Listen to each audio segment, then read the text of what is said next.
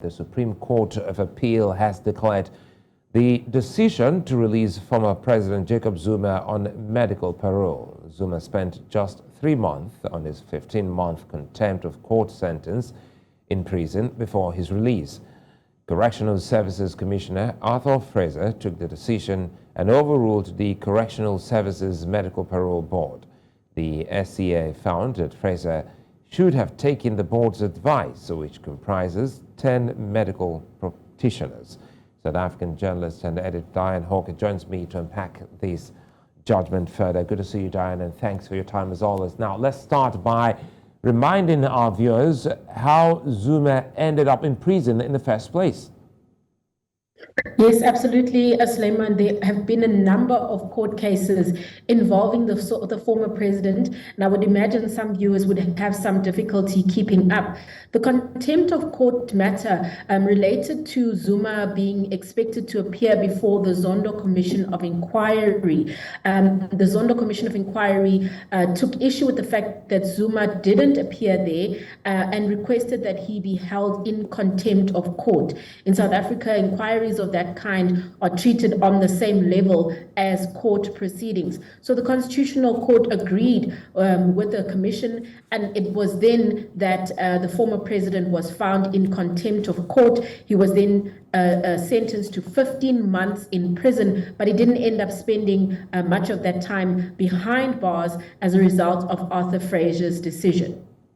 Well, he was released after serving just a fifth of his sentence. So what did the court make of Fraser's decision then? Absolutely. The court looked at the details of what happened prior to Fraser's decision, as well as looking at the provisions of the law as it comes to medical parole.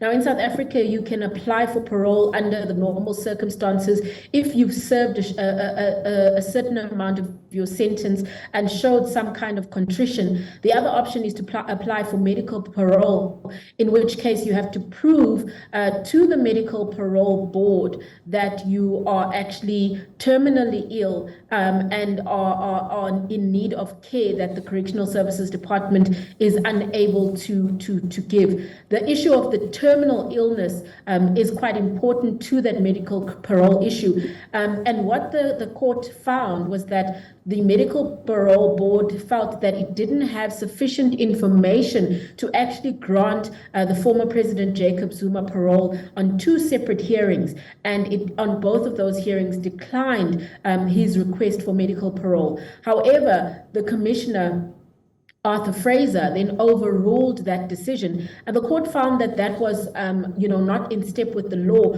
particularly since in 2012 the law was actually revised to include this body, the medical parole board, particularly so that the process is not abused. And so the court said that, with one individual being able to make this decision, it actually nullifies the existence of the board, and it didn't make sense that the commissioner can go against a decision that's made by medical practitioners who've looked at the various medical conditions that the former president had and made their decision based on that. And Dianne, the recommendations of the Medical Parole Board were both in favor of the former president remaining behind bars. What were the reasons for that? Well, when you look at the judgment, there are a little bits of indication as to what was presented to them. Zuma's lawyers seem to have told them about some of his medical conditions. He was said to have had a terminal illness, but we're not sure as to what extent that illness was clarified. It was said that his illness will lead to his imminent death within a reasonable time, but the medical parole felt that it still didn't have enough information about what that illness was and why the former president could not actually be treated at the facilities. It also made the point that his condition, although it had initially worsened when he went to the correctional facility in Escort, it then later stabilized, suggesting that he was becoming better and not worse while in the correctional facility. So as it stands now, does anyone know the nature of the illness of former President Zuma?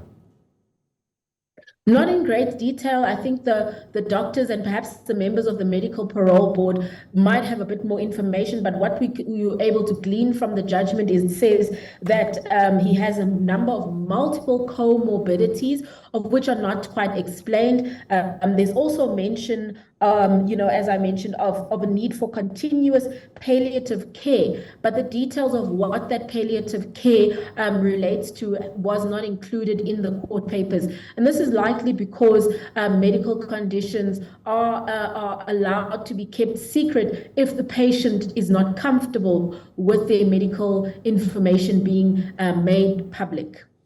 Dianne Hawker, many thanks for speaking with us. Thank you.